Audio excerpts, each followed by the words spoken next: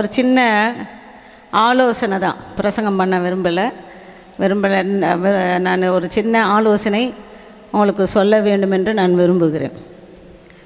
என்ன ஆலோசனைன்னு சொன்னால், உலகத்தில் நம்ம என்னத்தான் சம்பாதிச்சாலும், என்னத்தான் தேடினாலும், என்ன தான் உழைச்சாலும், என்ன தான் கஷ்டப்பட்டாலும், எது செய்தாலும் ஒரே ஒரு காரியம் என்னென்னா, கர்த்தரை மகிமைப்படுத்தவும் கர்த்தருடைய ராஜ்யத்துக்கு போகிறதுக்காக தான் இவ்வளோ கஷ்டங்களும் பாடுகளும். நம்ம எல்லாவற்றையும் உலகத்தையே மறந்து ஜீவிக்கிறோம். உலக பிரகாரமாக உலக வாழ்க்கையை பார்த்திங்கன்னா ஜனங்கள் எப்படியெல்லாமோ ஆடம்பரமாக வாழ்கிறாங்க, ஒழுங்கினமாகவும் வாழ்கிறாங்க. என்ன எப்படின்னு உலக ஜனங்களை நம்மளால் அறிந்து கொள்ளவே முடியலை. நேற்று கூட ஒரு அம்மா கிட்ட நான் பேசின்னு இருக்கும் பொழுது, ஒரு சகோதரன் கோயம்புத்தூர்லேருந்து வந்திருந்தார். அவர் பேசும்போது சொல்கிறாரு, எம்மா வந்து ஒரு மனுஷங்கிட்ட ஒரு வார்த்தை கூட நம்மளால் பேச முடியல, உடனே அவங்க எதிர்த்து பேசுகிறாங்க, உடனே திட்டுறாங்க, ஒரு மாதிரி தரக்குறைவாக பேசுகிறாங்க. அவங்க வார்த்தைகள் எல்லாமே பார்க்க ரொம்ப பயமாக இருக்குது. எப்படி உலகம் ஒன்றுமே இல்லாமல் மாறி போயிடுச்சு அப்படின்னாங்க. அப்போ தான் நான் சொன்னேன், கர்த்தர் எங்களுக்கு உலக ஜீவிதம்னா என்னன்னே தெரியாது, உலக அனுபவமே தெரியாது. உலக அனுபவத்தோடு நாங்கள் ஒத்தும் இருக்கவும் முடியல. ஏன்னு சொன்னால் எப்போ பார்த்தாலும் பாட்டு, பிரசங்கம், ஜெபம், விசிட்டிங், ஆராதனை நடத்துறது, விசுவாசிங்க முகம்தான் தெரியும். வேறு சொந்தக்கார முகம் கூட அவ்வளோவா தெரியாது, விசுவாசிக்க முகம்தான் தெரியும். இப்படி கர்த்தரோடையே சுழண்டு வசனத்துலேயும் ஜெபத்துலேயும் பாட்டுலேயும் ஆராதனை நடத்துறதுலேயும் ப்ரோக்ராம் நடத்துறதுலேயும் கன்வென்ஷன் நடத்துறதுலேயும் வர ஊழியக்காரர்களை ஆதரிக்கிறதுலையும் பேசணும். இப்படி தான் எங்களுடைய வாழ்க்கை. உலகத்துக்கும் எங்களுக்கும் எந்த விதமான ஒரு சம்மந்தமே கிடையாது. உலக ஜனங்களை பற்றியும் எங்களுக்கு தெரிகிறது கிடையாது. வெளியே போய் பழகினா தான் தெரியும் உலகம்னா எப்படி இருக்குது அப்படின்ட்டு. கர்த்தர் அந்த மாதிரி விடாமல் எங்களை அப்படி அவ்வளோ ஒரு அழகாக வளர்த்திருக்காரு. அதுதான் ஒரு பெரிய சந்தோஷம். அப்போ அந்த தம்பிக்கிட்ட சொன்ன, எப்பா கர்த்தருடைய வழியில் இருந்தால் நமக்கு உலகம் ஒரு காரியம் கிடையாது. கர்த்தருக்குரியதை நீங்கள் கர்த்தரை தேடினா உலகம் நமக்கு சமம் கிடையாது.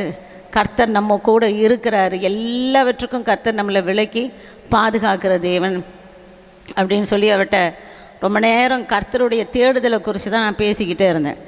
இருந்தாலும் கர்த்தர் எனக்குள்ளே பேசின வார்த்தை, தேவனை நம்ம தேடணும், அதுதான் முக்கியம். தேவனை தேடணும். நம்ம ஆசீர்வாதமாக இருக்கணும்னு சொன்னால், தேவனுடைய ராஜ்யத்திற்கு நம்ம போகணும்னு சொன்னால், தேவனுடைய கிருபையிலேயே நம்ம வாழணும்னு சொன்னால், நாம் என்ன செய்யணும்னா, முதலாவது நம்ம தேவனை தேட கற்றுக்கணும். என்னென்னவோ இன்றைக்கி எல்லாம் தேடுறோம், பணம் தேடுறோம், பொருளை தேடுறோம், சம்பத்தை தேடுறோம், அதே மாதிரி பிள்ளைகளுக்கு ஆஸ்தியை தேடுறோம், படிப்பை தேடுறோம், எவ்வளோ காரியங்களை தேடுறோம். ஆனால் கடைசியில் பார்க்கும்போது கர்த்தரை தேடுறது ரொம்ப குறைவு தான். நம்மளுடைய வாழ்க்கையில் தேவனை தேடுதல் ரொம்ப குறைவாக தான் இருக்குது. நேரம் கிடச்சாதான் தேவனை தேடுறோம். இன்றைக்கி ஒரு கொஞ்ச நேரம் நமக்கு நேரம் கிடச்சா அந்த ஒரு 2 நிமிஷம் போய் தேவனை தேடுறோம், இல்லைன்னா ஒரு 5 நிமிஷம் போய் தேவனை தேடுறோம். நம்மளுடைய வாழ்க்கை பூரா உலகத்தோடு கூட தான் என்ன ஆகிப்போகுதுன்னா அப்படியே லயிச்சு போயிடுதே தவிர தேவனை தேடுவதற்கு நமக்கு நேரம் கிடைக்கிறது இல்லை. கேட்டால் எப்போ பார்த்தாலும் பிஸி தான். காலையில் எழுந்தோம்னா வீட்டு வேலை செய்கிறதும், பிள்ளைகளை ஸ்கூலுக்கு அனுப்புகிறதும், புருஷனை அனுப்புகிறதும், மனைவிக்கு உதவி செய்வதும், இப்படி காலங்கள் நம்மளை விட்டு போய்கொண்டே இருக்கிறது. ஆனால் தேவனை தேடுவதில் நம்ம நேரங்களை என்ன செய்கிறதில்லைன்னா செலவு செய்வதே கிடையாது.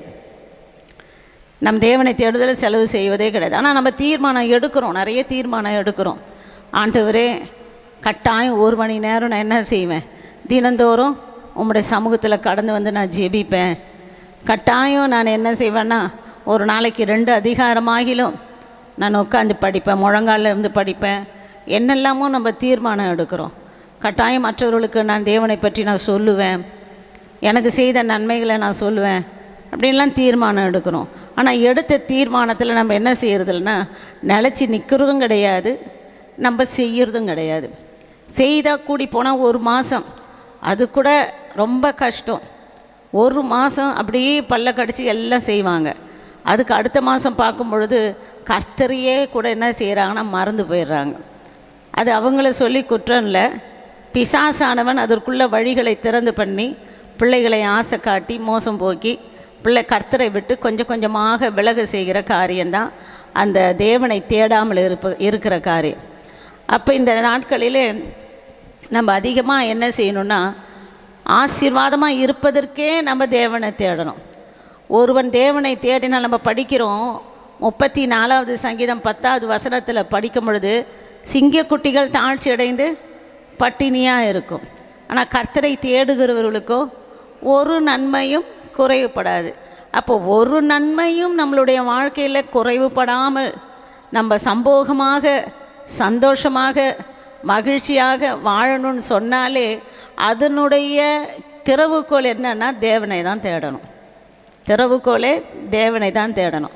தேவனை தேடும் பொழுது நமக்கு நம்மளுடைய வாழ்க்கையில் எந்த ஒரு குறைவும் காணப்படாது. கர்த்தர் நம்மளுடைய எல்லா குறைவுகளையும் என்ன செய்வாங்கன்னா, கர்த்தர் மகிமைக்காகவே நம்மளுடைய எல்லா குறைவுகளையும் நிறைவாக்குவாங்க. இன்றைக்கி நிறைய பேர் ரொம்ப பிள்ளைகளை குறித்து துக்கத்தோடு இருக்கீங்க, குடும்பத்தை குறித்தும் நிறைய துக்கம் இருக்குது, கஷ்டம் இருக்குது, எல்லாமே இருக்குது. ஆனால் அந்த துக்கத்தெல்லாம் நம்மளால் மாற்றவே முடியாது. நம்ம என்ன தான் பண்ணாலும் என்ன தான் முயற்சி எடுத்தாலும் நம்மளால் எந்த ஒரு துக்கத்தையும் எந்த ஒரு பாரத்தையும் நம்மளால் விளக்கவும் முடியாது, அதை நம்ம அகற்றவும் முடியாது. ஆனால் ஒருவரால் தான் முடியும். அது கர்த்தராகிய இயேசு கிறிஸ்துவினால் மட்டும்தான் முடியும்.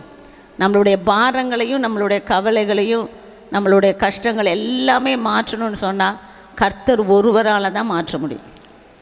ஆகையால் நம்ம எப்போவுமே தேவனை தேடுவது என்ன செய்யக்கூடாதுன்னா விடவே கூடாது. எப்பொழுதும் கர்த்தர். அதான் நான் மற்றவர்களுக்கு பேசும்பொழுது சகோதரிகளுக்கு கூட நான் சொல்லியிருக்கிறேன், நம்ம வீட்டில் ஜெப ரூம்னு ஒரு சின்ன ரூம் எப்போவுமே வச்சுருக்கணும். எங்கள் வீட்டில் கூட கிடையாது, எல்லாத்துக்கும் கட்டுவோம். கிச்சனை பெருசாக கட்டியிருப்போம், பாத்ரூம் அதோட பெருசாக கட்டியிருப்போம், பெட்ரூமை பார்த்தா 1க்கு 2 பெட்ரூம் கட்டியிருப்போம். பெரிய லக்ஸரி லைஃப் மாதிரி நம்ம எல்லாம் கட்டுவோம். ஆனால் தேவனோடு பேசுவதற்கென்று என்ன செய்கிறதில்ல, நம்ம செப்ரேட்டாக எதுவுமே அவருக்குன்னு ஒரு சனியாக ஒரு செப்ரேட் ஒரு ரூம் நம்ம வைக்கிறதே இல்லை. அது ரொம்ப தேவை. நமக்கு திடீர்னு ஒரு மன கஷ்டம் வந்ததுன்னு வச்சுங்களேன், உடனே ஓடி போய் அந்த ரூமில் கதவை சாத்திட்டு ஒரு 1/2 மணி நேரம் உட்காந்து தேவன்கிட்ட எல்லாவற்றையும் சொல்லி நீங்கள் அழுது பாருங்கள். அதில் இருக்கிற சந்தோஷம், அதில் இருக்கிற விடுதலை, அதில் இருக்கிற மகிமை வேறு தான். ஆகையால் இந்த நாட்களிலே நம்ம என்ன செய்யணும்னா, அதிகமாக கர்த்தரை தேட நம்ம பிரயாசப்படணும். என் வாழ்க்கையில் அப்படி தான். என்னுடைய என்னுடைய சாட்சியெல்லாம் சொல்லப்போனால் எங்களுடைய சகோதரிகளுக்கெல்லாம் பெரும்பாலும் தெரியும் சாட்சிகள். கர்த்தரை தேடுறதில் ஒரு நாள் கூட நம்ம என்ன செய்யக்கூடாது, மிஸ் பண்ணவே கூடாது. நம்ம ஆகாரம் சாப்பிட மிஸ் பண்ணுறோமா? ஒரு நாளாவது சாப்பிட யாராவது மறந்துட்டுருக்கீங்களா? இல்லை, சாப்பிட யாரும் மறந்ததே கிடையாது. மறக்கணுன்னா கூட அந்த வயிறு சும்மா இருக்காது. நம்ம சாப்பிடாமல் இருக்கலான்னு மறந்துடலான்னா கூட வயிறு என்ன செய்யாது, சும்மா இருக்காது. அது பசியை கிளப்பி விட்டு நீ சாப்பிடுன்னு சொல்லி நம்மளை அந்த ஒரு வழியை உண்டு பண்ணி வச்சிடும். அப்போ சாப்பிட நம்ம மறக்கிறதே இல்லை. அதே போல் தான் தேவனை தேடுவதை கூட நம்ம என்ன செய்யக்கூடாதுன்னா மறக்கவே கூடாது. கட்டாயம் நம்ம ஒவ்வொரு நாளும் நம்ம தேவனை என்ன செய்யணும்னா தேடணும். குறைஞ்சது 1 மணி நேரமாகிலும் 1/2 மணி நேரமாகிலும் தேவனோடு கூட நம்ம என்ன செய்யணும், பேசணும். அவர் நம்மகிட்ட பேசணும், நம்ம அவரோடு கூட பேசணும். அவர் சில காரியங்களெல்லாம் நம்மளோட சொல்வார், அதையும் நம்ம கேட்கணும். அதுபோல் நம்ம ஒவ்வொரு நாளும் என்ன செய்யணும்னா கர்த்தரை தேடணும். இங்கே வேதம் சொல்லுகிறது, கர்த்தரை தேடினா ஒரு நன்மையும் குறைவுபடாது. அது உண்மைதான். என்னுடைய வாழ்க்கையில் கூட நான் கர்த்தரை தேடி தான் இவ்வளோ நன்மையும் பெற்றுக்கொண்டதே கர்த்தரை தேடி தான். எப்படின்னு சொன்னால், ஒரு நாளும் தனிப்பட்ட ஒரு முறையில் நான் ஜெபிக்காமல் இருந்ததே கிடையாது. எப்படின்னா, எங்கள் வீட்டில் என்னுடைய ஊழிய அனுபவத்தை சொல்கிறேன். கர்த்தர் இவ்வளவு தூரம் என்னை உயர்த்துவார் என்று நான் நினைக்கவே இல்லை. கர்த்தர் சமூகத்தில் என்னை எவ்வளவு தூரம் தாழ்த்தணுமோ அவ்வளவு தூரம் என்னை தாழ்த்தியாச்சு. நான் எல்லாம் நல்ல படிப்பு தான், நல்ல டீச்சர் தான், நல்ல வேலை கிடச்சிது தான், எல்லாம் உண்மை தான். ஆனாலும் எங்கள் வீட்டில் ஒரு வார்த்தை சொல்லிட்டாரு, நீ கர்த்தரை தேடினா போதும், நீ சம்பாதிக்க எண்ணுகிற பணத்தை விட கர்த்தர் ரெட்டிப்பான ஆசீர்வாதத்தை உனக்கு தருவார். நீ உட்காந்து கர்த்தரை தேடு, நான் கர்த்தருக்கு நான் ஊழியம் செய்வேன், நான் ஊழியம் செய்ய போயிடுவேன். நீ கர்த்தரை தேடு, கர்த்தர்கிட்ட பேசு, கர்த்தர் உனக்கு அதுக்கு ஏற்ற கூலியை கொடுப்பாருன்னு சொல்லிட்டாரு. வந்த அந்த டீச்சர் வேலையை கூட வேணான்னு இன்டர்வியூக்கு கூட என்னை போக விடலை. அதுபோல் ஒரு நிர்பாக்கியம் ஏற்பட்டது. ஆனாலும் அதை நான் சந்தோஷமாக ஏற்றுக்கொண்டேன்.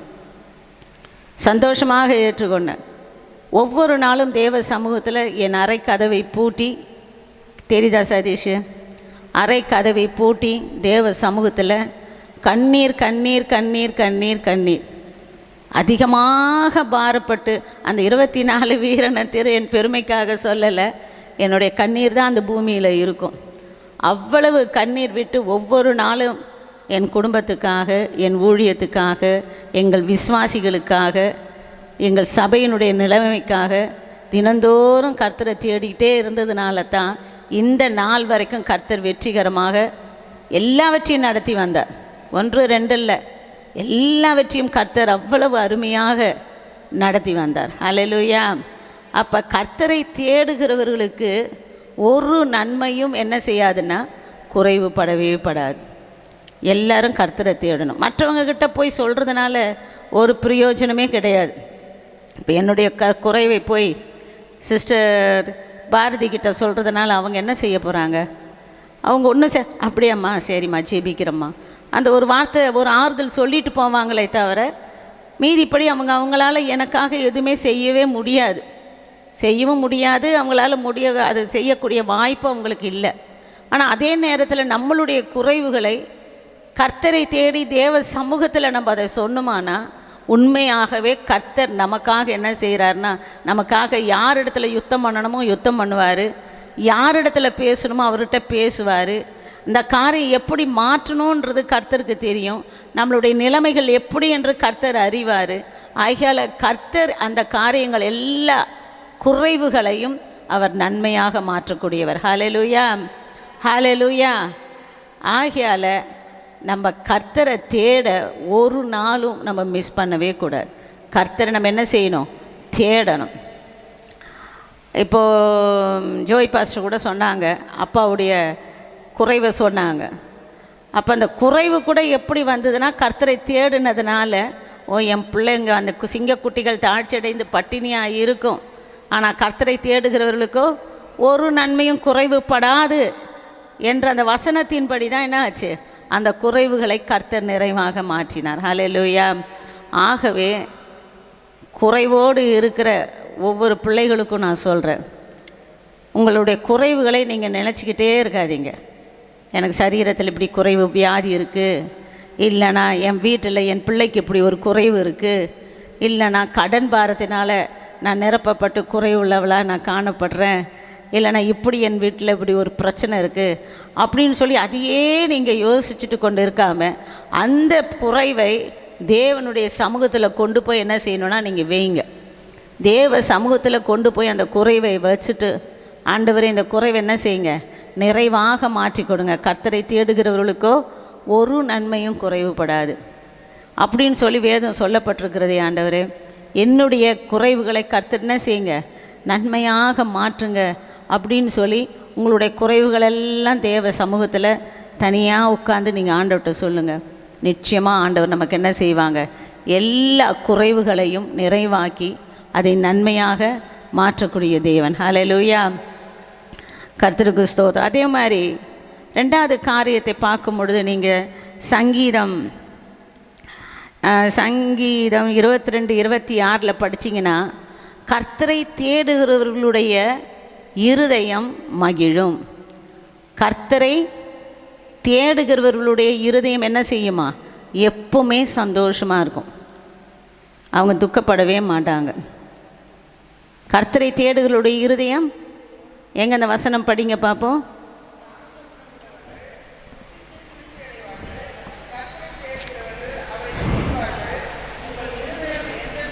ஆமாம், கர்த்தரை தேடுகிறவர்கள் என்ன செய்வாங்களாம், எப்பொழுதும் கர்த்தரை துதித்து கொண்டே இருக்கிறதுனால அவங்களுடைய இருதயம் என்ன செய்யுமா, மகிழும். நீங்கள் வீட்டில் கூட போயிட்டு ஒரு 10 நிமிஷம் நல்லா ஸ்தோத்திரம் பண்ணி அவரை துதிச்சிட்டு ஒரு சின்ன பாட்டு பாடி ஒரு ஆராதனை மாதிரி பண்ணிவிட்டு நல்லா ஸ்தோத்திரம் பண்ணி முடிச்சு பாருங்கள். உங்கள் இருதயம் ரொம்ப சந்தோஷமாக இருக்கும்.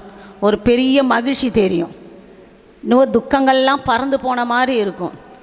கர்த்தருடைய அந்த பாடலுடைய அந்த பாடல், அந்த ஆராதனுடைய சந்தோஷம் நம்மளுடைய இருதயத்துக்குள்ளே நிறைவாக இருக்கும். கர்த்தரை தேடின சந்தோஷம் கிடைக்கும். நான் சில சமயங்களில் ஜெபிச்சுட்டு இருக்கும் பொழுது என்னை அறியாமலேயே 1/2 மணி நேரம் 3/4 மணி நேரம் அந்நிய பாஷையிலேயே என்ன செய்வேன், பேசிக்கிட்டே இருப்பேன், பாடுவேன். அந்த அந்நிய பாஷையிலே ஜெபம் பண்ணுவேன். என்ன ஜெபம் பண்ணுவேன்னு தெரியாது, அது கர்த்தருக்கு தான் தெரியணும். அப்படி அந்நிய பாஷையிலே ஜெபம் பண்ணிக்கிட்டு இருப்பேன். அப்புறமா என்னடா அது அந்நிய பாஷையிலே நம்ம ஜெபம் பண்ணுறோமே அப்படின்ட்டு அப்புறம் நம்ம சொல்ல வேண்டிய காரியங்களை சொல்லிட்ட பிறகு தான் யோசிப்பேன், கர்த்தர் இன்றைக்கி பரிசுத்தாவின் அபிஷேகத்தினால் என்ன செய்திருக்காரு, நிரப்பியிருக்காரு. என் இருதயத்தில் ஒரு மிகுந்த சந்தோஷம் இருக்கும். எப்போ பாரு ஆண்டவர்கிட்ட சொல்லியாச்சு, இனிமேல் ஆண்டவர் பார்த்துப்பார். எல்லாத்தையும் ஆண்டவர்கிட்ட சொல்லியாச்சு, இனி ஆண்டவர் பார்த்துப்பார். அந்த ஒரு நிம்மதியும் அந்த ஒரு சந்தோஷமும் நம்ம மனசில் என்ன செய்யணும் உண்டாகும். ஏன்னா நம்ம கர்த்தரை தேடுகிறதுல ரொம்ப ஒரு முக்கியத்துவம் கொடுக்கணும். எப்படி கொடுக்கணுன்னா, நீங்கள் கர்த்தரை துதிச்சு பாருங்கள். கர்த்தரை துதிச்சு பாருங்கள். பிசாசுக்கு இடமே கொடுக்காதீங்க. பிசாசுனுடைய யோசிக்கவே யோசிக்காதீங்க. அவனை ஒரு பக்கம் ஒதுக்கி தள்ளிடுங்க. அவனை தள்ளிட்டு நீங்கள் நல்லா கர்த்தரை துதிங்க. நேரம் கிடைக்கும் பொழுதெல்லாம் தேவனுடைய பாடல்களை பாடுங்க. நடக்கும் பொழுதெல்லாம் தேவனை பாடுங்க. படுக்கும் பொழுது பாடுங்க. உட்காமரும் போது தேவனை மகிமைப்படுத்துங்க. கர்த்தரை மகிமைப்படுத்தி துதிச்சு கொண்டே இருங்க. உங்களுடைய இருதயம் சந்தோஷத்தினால நிரம்பும். ஹல்லேலூயா. உங்களுடைய துக்கங்கள் எல்லாம் பறந்து போகும். உங்களுடைய கஷ்டங்களெல்லாம் தானாகவே மாறும். எப்படி நடந்ததுன்று கூட உங்களுக்கு தெரியாது. கர்த்தர் மகிமைப்பட கர்த்தர் உங்களுடைய காரியத்தை அவர் கட்டாயம் நிச்சயமாக உங்களுடைய சகல காரியங்களையும் அவர் செய்வார். நீங்கள் தேவனை மகிமை மட்டும் படுத்தினா போதும். தேவனை நீங்கள் துதிச்சா போதும். கர்த்தாவே இது செய்ததுக்காக உமக்கு நன்றி. என் பிள்ளைக்கு நல்ல வாழ்க்கை கொடுத்ததுக்காக நன்றி. என் பிள்ளைக்கு கொடுத்த உத்தியோகத்துக்காக நன்றி. என் மகளுக்கு கொடுத்த சுகத்துக்காக நன்றி. என் குடும்பத்தில் இருந்த பாரத்தை நீக்கினதுக்காக நன்றி. இப்படின்னு நீங்கள் அவர் செய்கிறாரோ இல்லையோ நீங்கள் சொல்லி துதிச்சிக்கிட்டே இருங்க. ஆட்டோமேட்டிக்காக எல்லா காரியத்தையும் கர்த்தர் நமக்கு என்ன செய்வார்னா, அவர் மகிழ அவரை நம்ம மகிமைப்படுத்த அந்த மகிமை நிறைந்த தேவன் அவருடைய கணம் பண்ண தன்னை அறியாமலே தன் பிள்ளைகளுக்கு என்னென்ன செய்ய வேண்டுமோ அத்தனை காரியங்களும் கர்த்தர் நமக்கு என்ன செய்வார், செய்து முடிப்பார். ஹல்லேலூயா, ஹல்லேலூயா. ஆகவே கர்த்தரை தேட நம்ம மறக்கவே கூடாது. கர்த்தரை தேடும் பொழுது நம்மளுடைய இருதயம் மகிழும், நம்ம இருதயம் சந்தோஷப்படும். நீங்கள் ஒருவேளை கர்த்தரை தேடாமலே இருங்களேன், என்ன நடக்கும்? ஒரே துக்கமாக இருக்கும், ஒரே பாரமாக இருக்கும், முகம் அப்படியே வெந்து போய் காணப்படும். எதை செய்தாலும் நமக்கு பிடிக்காது, சாப்பிடக்கூட பிடிக்காது. என்னத்தையோ உலகத்தையே வெறுத்த மாதிரி ஒரு வாழ்க்கை காணப்படும். தானாகவே பிசாசு இருதயத்தில் என்ன செய்வான்னா, குடி புகுந்துருவான். சத்துருக்கு நம்ம இடம் கொடுத்தோம்னா, தேவனை துதிக்காமல், தேவனுக்கு இடம் கொடுக்காமல், தேவனை மகிழ்விக்காமல், தேவனை தேடாமல் இருந்தால் தானாகவே அந்த இருதயத்துக்குள்ளே யார் தான் வரும்? யாருக்காவது ஒரு ஆளுக்கு இடம் வேணும்ல. கோயில்னு சொன்னால் கோயிலில் ஒரு சாமி இருக்கும். அது நல்ல சாமியோ கெட்ட சாமியோ ஒரு சாமி இருக்கும். அதுபோல் நம்மளுடைய இருதயம் தேவனுடைய ஆலயம். இந்த ஆலயத்திற்குள்ளே ஒன்று தேவன் இருக்கணும். ஆனால் ஆலயம்னு சொல்லும் பொழுது தேவன் தான் இருக்கணும். பிசாசு இருக்கிறதுக்கு இடம் கிடையாது. ஆனால் நம்மளுடைய இருதயத்தில் அந்த ஆலயத்துக்குள்ளே தேவன் இருப்பதற்கு நம்ம இடம் கொடுக்காததுனால பிசாசு அந்த இருதயத்தில் என்ன செய்கிறான், குடியிருக்கிறான். குடியிருக்கும் பொழுது தான் நம்மளுடைய விஸ்வரூபமெல்லாம் மாறி போகுது. நம்ம சந்தோஷம்லாம் நம்மளை விட்டு மாறி போகுது. வீட்டில் பெரிய கஷ்டங்கள் உருவாகுது, பிரச்சனைகள் உருவாகுது. ஏன் நம்ம அதுக்கு இடம் கொடுக்கணும்? அதை விட நம்ம தேவனை துதிச்சிக்கிட்டே இருங்களேன், தேவனை பாடிக்கிட்டே இருங்களேன். தேவனுடைய வசனங்கள் வாக்குத்தத்தங்களை சொல்லுங்கள். அடிக்கடி தேவனுடைய வாக்குத்தத்தங்களை சொல்லிக்கிட்டே இருங்க. அப்பொழுது உங்களுடைய இருதயம் தானாக கர்த்தருக்குள் என்ன செய்யுமா, மகிழும், சந்தோஷமாக இருக்கும். உங்களுடைய வாழ்க்கையே மாறி போகும். எந்த ஒரு பிரச்சனை கூட நம்ம குடும்பத்தில் என்ன செய்யுது, அணுக கர்த்தர் விடமாட்டார். கர்த்தர் சொல்கிறார், துஷ்டன் இனி உன் வழியாய் வருவதில்லை. எந்த ஒரு துஷ்டனும் உன் வழியாய் என்ன செய்ய மாட்டான், இனி வருவதில்லை. அவன் முழுவதும் சங்கரிக்கப்பட்டான். ஏன்னு சொன்னால் கர்த்தர் நமக்காக என்ன செய்கிறாரு? யுத்தம் பண்ணுறாரு. நம்ம அவருக்கு மகிமையும் கனத்தையும் செலுத்திக்கிட்டே இருந்தால் அவரால் உட்காண்டிருக்க முடியுமா? அவர் எழுந்து வந்து நமக்காக யுத்தம் பண்ணுறாரு. எந்த காரணத்தை கொண்டு துஷ்டன் நம்ம வழியாக என்ன செய்ய மாட்டான்? வரவே மாட்டான். கர்த்தர் நம்மளுடைய இருதயத்தை சந்தோஷப்படுத்துவாங்க. ஆகவே கர்த்தரை தேட நம்ம என்ன செய்யக்கூடாது? மறக்கவே கூடாது. எதை மறந்தாலும் சரி, சாப்பாட்டை மறந்தாலும் சரி, தேவனை தேட என்ன செய்யக்கூடாது? மறக்கவே கூடாது. ஒவ்வொரு நாளும் கர்த்தர் என்ன செய்யணும்? நம்ம தேடணும். இங்கே கூட பாருங்கள், யோசேபாத்துக்கு பெரிய போராட்டம். வசனம் எதுவும் நான் உங்களுக்கு சொல்லலை, வசனம் சொல்லாதையே உங்களுக்கு நான் சொல்கிறேன். யோசேபாத் என்ற ராஜாவுக்கு திடீர்னு ஒரு போராட்டம். என்ன போராட்டம் வந்துருச்சு? 3 ராஜாக்கள் அவருக்கு யுத்தம் பண்ண வந்துட்டாங்க. அவனிடத்துலேயோ படைபலம் இல்லை, கம்மி. அவனால் அந்த ஒரு ராஜா போய் 3 ராஜாவை திறத்த முடியுமா? 3 ராஜாக்கள் சேர்ந்தால் எவ்வளோ படைபலன், எவ்வளோ கருவிகள், போர் வீரர்கள் இருப்பாங்க. இவர் ஒரே ஒரு ஆள். ரொம்ப பயந்துட்டான். அவன் யோசித்து பார்த்தான், என்ன இது திடீர்னு 3 ராஜாக்கள் நம்மளை எதிர்த்து வராங்களே, எப்படி நம்ம அவனை எதிர்த்து நிற்கிறதுன்னு சொல்லி அவன் யோசித்த பொழுது அவனுக்கு வந்த ஒரே எண்ணம் என்னென்னா, நம்ம போய் கர்த்தரை தேடலாம். ஒரு மனதாக நம்ம என்ன செய்யலாம்? எல்லா ஜனங்களும் சேர்ந்து ஒரு மனதாக போய் நம்ம கர்த்தரை போய் தேடுவோம். கர்த்தர் என்ன செய்வார்? அவர் நமக்காக யுத்தம் பண்ணுவார் அப்படின்னு சொல்லி உடனே யோசிபாத் கர்த்தரை தேட அவன் மனம் போச்சான். ஜனங்களெல்லாம் கூட்டிகிட்டு போய் நம்ம கர்த்தரை தேடலாம். அவன் கர்த்தரை தேடுனான், எல்லாரையும் கூட்டுனான். எல்லாரும் சேர்ந்து உபவாசித்தாங்க, ஜெபம் பண்ணாங்க, எழுந்தாங்க, துதிச்சாங்க, பாடினாங்க. கர்த்தர் என்ன செய்தார்? அவருக்காக யுத்தம் பண்ணார். அவர் யுத்தம் பண்ணவே இல்லை, அவர் கர்த்தரே போய் என்ன செய்தார்? அதில் என்ன காரணம்னா, அவன் மனுஷன பலத்தையோ புய பலத்தையோ அவன் நம்பலை. யோசேபாத் நம்மளால் என்ன செய்ய முடியாது? 3 பெரிய ராஜாக்கள், சேயீர் மலை தேசத்தான், மோவாபியன், இன்னொரு 3 ஆளுங்க வந்துட்டாங்க. அவ்வளோ பெரிய ராஜாக்களை நம்மளால் என்ன செய்ய முடியாது? எதிர்த்து நிற்க முடியாது. நமக்கு பலன் இல்லை. நமக்கு யார்? கர்த்தர் தான் பலன். போனாங்க, கர்த்தர் எல்லாரும் சேர்ந்தாங்க, ஜெபிச்சாங்க, பாடினாங்க. பாட தொடங்கின போதே கர்த்தர் என்ன செய்துட்டாராம்? அவங்களுக்காக யுத்தம் பண்ணி அவங்க 3 பேரும் தங்களுக்குள்ளே வெட்டுண்டு மடிஞ்சு போயிட்டாங்களாம். ஹல்லேலூயா. அப்போ பாருங்கள், கர்த்தரை தேடுகிறவர்களுக்கு கர்த்தர் செய்கிற காரியம். இன்றைக்கு கூட நம்மளுடைய வாழ்க்கையில் அந்த 3 ராஜாக்களும் போல நம்மளுடைய வாழ்க்கையில் கூட போராட்டங்கள் உண்டு. இவனை எப்படியாவது அழிச்சிடணும், இவனுடைய குடும்பத்தை நாசம் பண்ணணும், இவன் ஒன்றுமில்லாமல் போகணும், இவனை நம்ம ஜெயிக்கணும் அப்படின்னு சொல்லி 3 ராஜாக்களை போல பொல்லாத சத்துரு நமக்கு விரோதமாக எழும்புறாங்களா இல்லையா? எழும்புறாங்க. நம்ம குடும்பத்துக்கு விரோதமாக எழும்புறாங்க. நம்ம நினையாத ஆட்கள் கூட நமக்கு விரோதமாக என்ன செய்கிறாங்க? எழும்புறாங்க. அது பெரிய ஒரு கஷ்டமான காரியம்தான். ஆனால் எப்படி யோசேபாத் அந்த 3 ராஜாக்களையும் எதிர்த்து நின்றானோ அதே போல் நம்மளும் என்ன செய்யணும்னா கர்த்தரை தேடணும். உடனே உபவாசம் போடுங்க, கர்த்தரை தேடுங்க, அவரை துதிங்க, அவரை பாடுங்க, அவரை மகிமைப்படுத்துங்க. நீங்கள் ஒன்றுமே செய்ய வேணாம். உங்களுடைய கலக்கங்கள், உங்களோடு போராடுகிறவர்கள், உங்களுக்கு விரோதமாக பேசுகிறவங்க, உங்கள் மேல் யுத்தத்துக்கு வரவங்க கர்த்தர் பார்த்துப்பார்.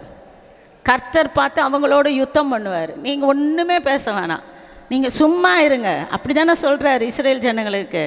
நீங்கள் சும்மா இருங்க, நான் என்ன செய்கிறேன்? உங்களுக்காக யுத்தம் பண்ணுறேன். நீங்கள் சும்மா இருங்க. நீங்கள் ஏன் பதறீங்க? நீங்கள் ஏன் பயப்படுறீங்க? நீங்கள் பயப்படாதீங்க, நீங்கள் பதறாதீங்க. நீங்கள் சும்மா இருங்க. நான் என்ன செய்கிறேன்? உங்களுக்காக நான் யுத்தம் பண்ணுறேன். நான் ஒரு பிரசங்கத்தை கேட்டுகிட்டே இருந்தேன், கர்த்தர் யுத்தம் பண்ணுவார். அப்போ அந்த பாஸ்டர் சொல்கிறாரு, கர்த்தருக்கு யுத்தம் பண்ண ஒரு பண்டக சாலை வச்சுருக்கிறாராம் வானத்தில். அது என்ன பண்டக சாலையில் என்ன இருக்குன்னா, வெட்டுக்கிளி, குருவிங்க, காகங்க, இந்த மாதிரி சின்ன சின்ன நம்ம எதிர்பார்க்காத காரியங்கள்லாம், புழுக்கள், இந்த மாதிரி நம்ம என்ன நினைப்போம்? அம்பு இருக்கும், பெரிய பெரிய கன்று இருக்கும், பெரிய பெரிய இது இருக்கும்லாம் நம்ம யோசிக்கிறோம்.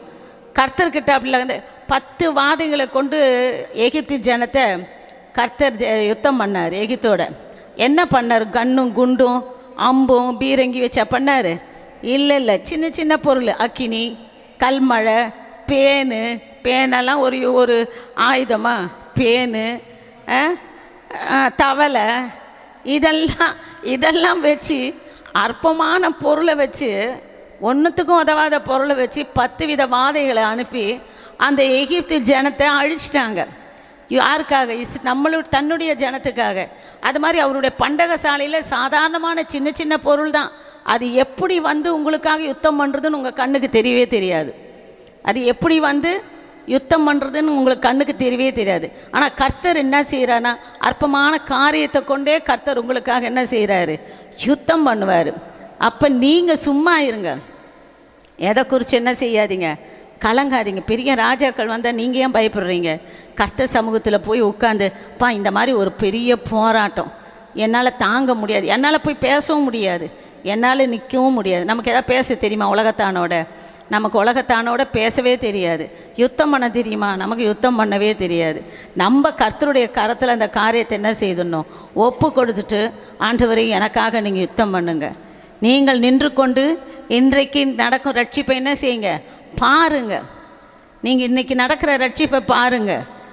இன்றைக்கி பார்க்குற இந்த எகிப்தியரை இனி என்ன செய்ய மாட்டீங்க, என்றைக்குமே பார்க்கவே மாட்டீங்க அப்படின்னு அஷ்யூரன்ஸாக அவர் அப்படி திடன்னா சொல்கிறாரு. இன்றைக்கி பார்க்குற எகிப்தியரை நீங்கள் என்ன செய்ய மாட்டீங்க, இனி பார்க்கவே மாட்டீங்க. அதனால் நீங்கள் பெரிய பெரிய சூழ்ச்சிகளை, பெரிய பெரிய உங்களுக்கு ஏற்படுகிற போராட்டங்களை பார்த்து நீங்கள் என்ன செய்யாதீங்க, பயப்படாதீங்க. ஒன்றே ஒன்று செய்யுங்க, கர்த்தரை தேடுங்க, கர்த்தரை தேடுங்க. நேரம் கிடைக்கும் பொழுதெல்லாம் கர்த்தரை தேடுங்க. கர்த்தரை என்ன செய்யுங்க, மகிமைப்படுத்துங்க. கர்த்தரை துதிங்க, கர்த்தரோடு கூட பேசுங்க. அதுதான் முக்கியம். சிலருக்கு பார்த்திங்கன்னா, நிறைய பேர் இங்கே கூட நான் சர்ச்சில் 2-3 பேர் குடும்பத்தெல்லாம் பார்த்தேன். கர்த்தரை தேடாததுனால அவங்க எவ்வளோ இக்கட்டுக்குள்ளே இருக்கிறத கூட நான் பார்த்தேன். நான் கர்த்தரை தேடிட்டால் நமக்கு எந்த இக்கட்டு வர கர்த்தர் நமக்கு அனுமதிக்கவே மாட்டார். எவ்வளோ போராட்டம் வந்தாலும் கர்த்தர் அனுமதிக்கவே மாட்டார். கர்த்தர் நம்ம கூட இருந்து நமக்காக யுத்தம் பண்ணுவார். ஆகையால் நீங்கள் என்ன செய்யணுன்னா, கர்த்தரை தேடுவதை நீங்கள் விடவே கூடாது. என்ன சூழ்நிலையாக இருந்தாலும் உங்களுடைய இருதயம், தாவீது சொல்கிறான், ஆத்துமாவே நீ ஏன் கலங்குகிறாய், ஆத்துமாவே நீ ஏன் தியங்குகிறாய், நீ கர்த்தரிடத்தில் காத்திரு, நான் உனக்கு ரட்சிப்பை உண்டாக்குவேன்னு சொல்லி தாவீது அந்த சங்கீதத்தில் சொல்கிறார். ஏன்னா அவருடைய ஆத்மா ரொம்ப கலங்கி இருந்தது. சொந்த மாமனாரே என்ன செய்தார், விரட்டி விரட்டி விரட்டி விரட்டி எங்கெங்கெல்லாம் போகிறானோ அங்கெல்லாம் சவுல் பின்னாடியே தாவீதை துரத்திக்கிட்டே இருக்கான். சவுளுடைய வேலை அவனை எப்படியாவது சாகடிக்கணுன்னு தான். அவன் ராஜாவாக வரக்கூடாது, நான் தான் ராஜா வரணும், அவனை சாவடிக்கணும் என்ற ஒரே தோரணையில் துரத்திக்கிட்டு தான் போகிறான். அவனுடைய ஆத்மா ரொம்ப கலங்கிக்கிட்டு தான் இருந்துச்சு. என்ன ஆண்டவரை, நான் என்ன தப்பு செய்தேன், நான் ஒரு தப்பு செய்யலை, கோலியாத்தை கொன்றேனே, அது ஒன்று தான் தப்பு. அந்த கோலியாத்தை கொன்றதுனால இஸ்ரேலுக்கு ரட்சிப்பு கிடச்சிது, அதுதான் அந்த ஒன்று தான். ஆனால் அதுக்காக என்ன செய்தார் இவர், மற்றவங்க இவனை புகழறானேன்னு சொல்லிவிட்டு இவர் என்னை பின்னாடியே துரத்திக்கிட்டு வராரு. அவருடைய ஆத்மா பயங்கரமாக கலங்கிக்கிட்டு தான் இருந்தது. அப்போ தான் அந்த சங்கீதம் எழுதுகிறார், ஆத்மாவே நீ ஏன் கலங்குகிற, நீ ஏன் தயங்குகிற, நீ காத்துனுரு, உனக்கு ரட்சிப்பு வரும். அதே மாதிரி நீங்கள் கலங்காதீங்க. ஏன் ஆத்மா, உங்கள் ஆத்மா ஏன் கலங்குது, ஏன் தேங்குது? உங்களுக்கு ரட்சிப்பு கர்த்தரிடத்திலிருந்து வரும். உங்களை விசாரிக்கிறதுக்குன்ட்டு ஒரு கர்த்தர் இருக்கிறார். ஹல்லேலூயா. உங்களை விசாரிக்கிறதுக்குன்ட்டு ஒரு கர்த்தர் இருக்கிறார். மனுஷன் நம்மளை விசாரிக்க மாட்டாங்க, தாய் தகப்பன் நம்மளை விசாரிக்க மாட்டாங்க, புருஷன் கூட நம்மளை விசாரிக்க மாட்டாங்க, பிள்ளைகள் கூட நம்மளை விசாரிக்க மாட்டாங்க. ஆனால் ஒன்றே ஒன்று நீங்கள் மனசில் வச்சிங்க, ஒருவர் இருக்கிறார், கர்த்தர் நம்மளை விசாரிக்க, நீங்கள் ஏற்ற காலத்தில் உங்களை உயர்த்தும்படி, உங்கள் கவலைகளெல்லாம் அவர் மேலே வைக்கும்படி உங்களை விசாரிக்கிறதுக்காக ஒருத்தர் இருக்கிறார். அவர் தான் நம்மளுடைய ஆண்டவர், அவர் தான் நம்மளுடைய ஆண்டவர், அவர் தான் நம்மளுடைய தேவன், நம்மளுடைய தகப்பன். அவர் நமக்கு இருக்கிறார். அவர் என்ன செய்கிறாருன்னா, உன்னை விசாரிக்கிறார். ஆகையால் ஆத்மாவை நீ ஏன் கலங்குற, நீ கவலைப்படாத, கர்த்தரை மாத்திரம் நீ தேடு. கர்த்தரை தேட தேட தேட கர்த்தர் தானாக உன்னுடைய எல்லா காரியங்களையும் கர்த்தர் ஜெயமாக நடத்துவார். ஹல்லேலூயா, ஹல்லேலூயா. அப்போ கர்த்தரை தேடுகிறவர்களுக்கு ஒரு நன்மையும் குறைவுபடாது. கர்த்தரை தேடுகிறவர்களுடைய இருதயம் எப்பொழுதுமே எப்படி இருக்கும், சந்தோஷமாக இருக்கும். கர்த்தரை தேடுகிறவர்களுக்கு கர்த்தர் அவர்களுக்காக யுத்தம் பண்ணுவார். ஹல்லேலூயா. கர்த்தர் உங்களுக்காக அவர் யுத்தம் பண்ணுவார். நீங்கள் அடுத்தது பார்த்தீங்கன்னா கர்த்தரை தேடுகிறவர்களுடைய காரியங்கள் எல்லாம் கர்த்தர் என்ன செய்வார்னா வாய்க்க செய்வார். ஹல்லேலூயா. கர்த்தரை தேடுகிறவர்களுடைய காரியங்கள் எல்லாம், அது உதாரணம் என்னென்னா சகரியா நாட்களில் அது போல் நடந்தது. சகரியா நாட்களில் எல்லா ஜனங்களும் என்ன செய்தாங்களாம், கர்த்தரை தேடினாங்க. அவன் செய்த எல்லா காரியத்தையும் கர்த்தர் வாய்க்க செய்தார். உன்னுடைய காரியத்தை கர்த்தர் வாய்க்க செய்யணுன்னா நீ கர்த்தரை தேடணும்.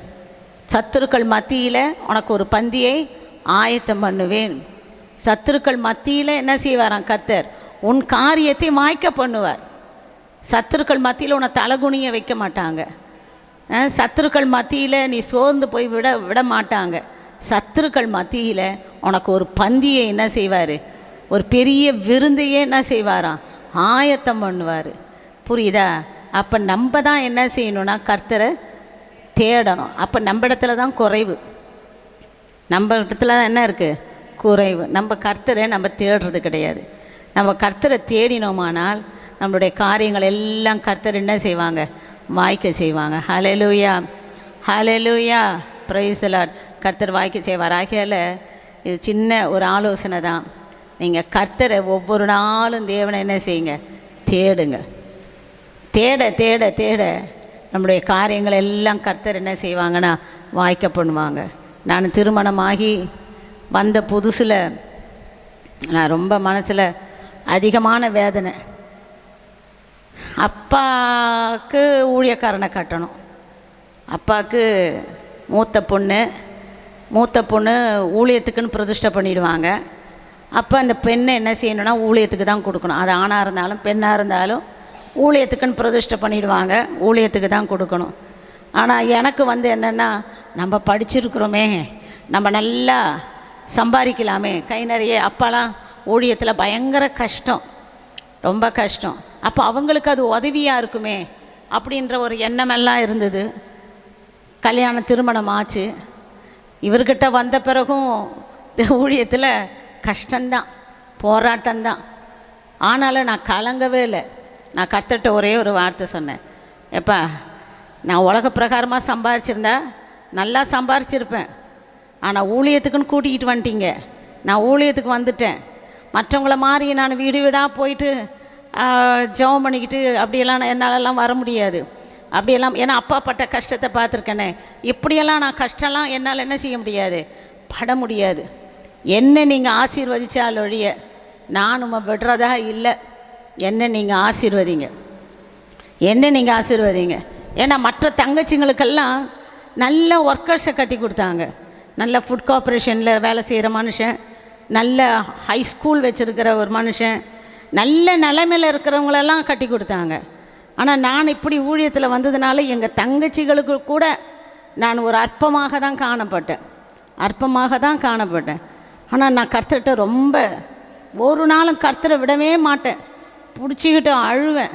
ஆண்டவர் என்னை ஆசீர்வதித்தால் ஒழிய நான் உம்மை விட மாட்டேன், நான் என்னை ஆசீர்வதித்தால் ஒழிய நான் உம்மை விட மாட்டேன் அப்படின்னு பயங்கரமாக தேவ சமூகத்தில் உட்காந்து, நான் நல்ல வெறுங்காயாக வரல, நான் படிப்போடு தான் வந்தேன், கர்த்தருக்கு தெரியும். ஆனாலும் நான் சம்பாரிச்சிருக்கலாம் இல்லையா, என்னை மற்றவர்கள் பார்த்து ஏளனமாக பேசக்கூடிய நிலைமைக்கு என்னை விடக்கூடாது ஆண்டவரே. என்னுடைய சகோதரிகள் மத்தியில் என்னை உயர்த்தணும், என்னை ஆசீர்வதிக்கணும். அவங்க நல்ல நிலைமையில் இருக்காங்கன்னு பார்த்துட்டு நான் கஷ்டப்படக்கூடாது அப்படி என்று சொல்லி நான் அதிகமாக போராடி தேவ சமூகத்தில் தேடுவேன், ஜெபிப்பேன். கர்த்தர் இன்றைக்கி நீங்கள் என்ன நினைக்கிறீங்களோ, எல்லா சகோதரிகளை பார்க்கிலும் நான் ஒரு படி மேலே தான் இருக்கிறேனே தவிர கர்த்தர் என்னை கீழே வைக்கவே இல்லை. ஹல்லேலூயா. ஒரு படி மேலே தான். ஃபஸ்ட்டு நான் தான் வண்டி வாங்கினேன், ஃபஸ்ட்டு நான் தான் வீடு கட்டினேன், ஃபஸ்ட்டு நான் தான் ஏரோப்ளேனில் போனேன், ஃபஸ்ட்டு நான் தான் எல்லாமே கர்த்தர் என்னை ஃபஸ்ட்டாக தான் ஆக்கினார், எனக்கு குறைவே ஆகலை. என்ன காரியம் யாசி, கர்த்தரை தேடணும், கர்த்தரை விட்டுறக்கூடாது. மனுஷனை நம்பினா ஒன்றுமே பிரயோஜனமே கிடையாது. எனக்கு ஒரு வரதட்சணை கூட கொடுக்கவே இல்லை, இது வரைக்கும் கொடுக்கல. எங்கள் அப்பா செத்தும் போயிட்டாங்க, எங்கள் அம்மா செத்தும் போயிட்டாங்க. இது வரைக்கும் எனக்கு ஒரு வரதட்சணை கூட கிடைக்கல. எங்கள் வீட்டுக்காரர்கிட்ட 1000 ரூபா கொடுத்து அமிச்சாங்க, அதான் ஒரு வரதட்சணை கூட கொடுக்கல. நான் ஒரு கட்டில் ஒரு பீரோ ஒன்றும் நான் பார்த்தது கூட கிடையாது. ஆனால் கர்த்தரை தேடினேன், கர்த்தரை விடலை, கர்த்தரை உறுதியாக பிடிச்சிக்கிட்டேன். இன்றைக்கி இருக்கிற ஆசீர்வாதங்கள்லாம் தேவன் நாம மகிமைக்காக செய்யப்பட்டது.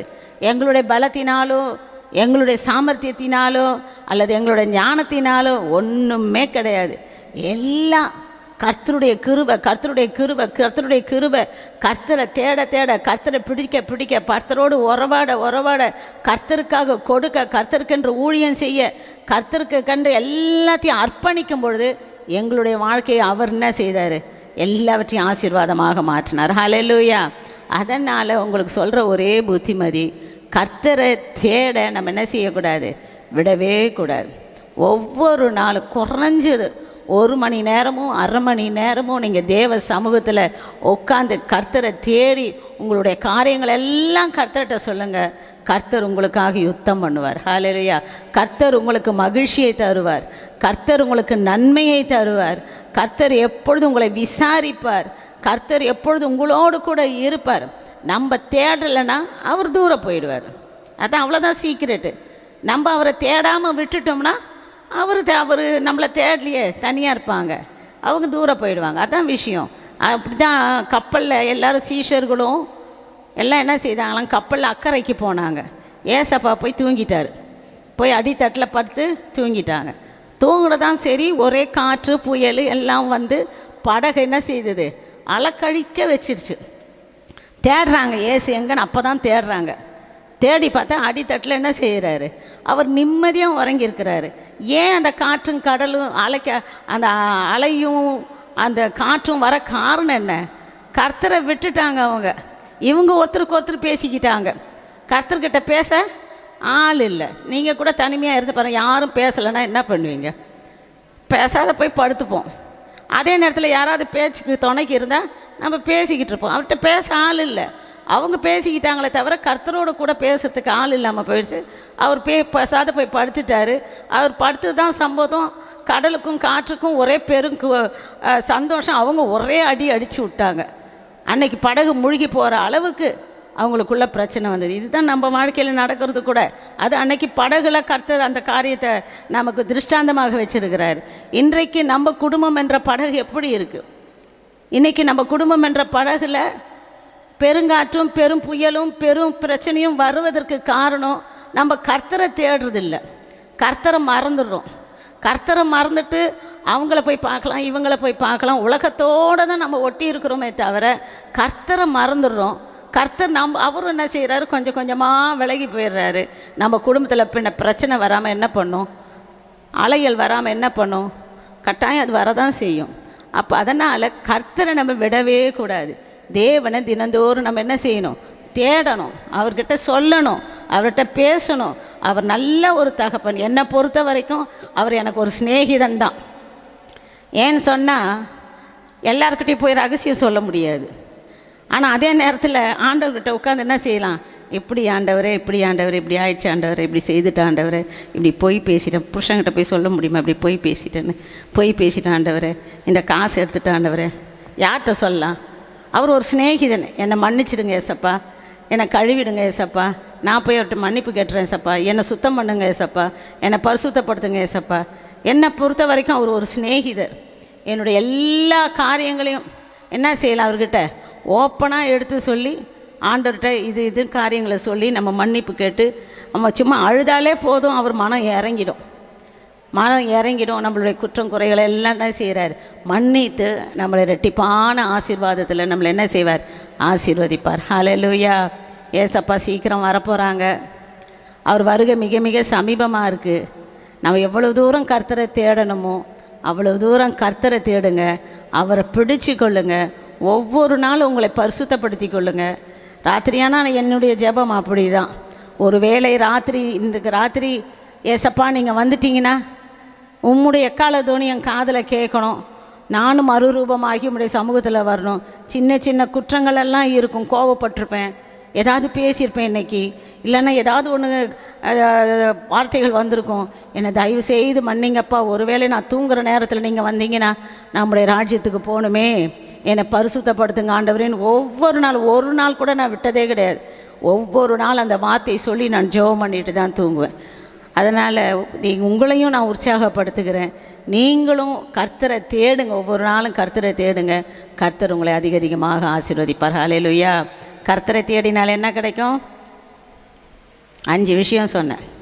கர்த்தரை தேடினால் நன்மை கிடைக்கும். கர்த்தரை தேடுகிறவர்களுக்கோ ஒரு நன்மையும் குறையப்படாது. கர்த்தரை தேடினால் அவர்களுடைய இருதயம் என்ன செய்யுமா?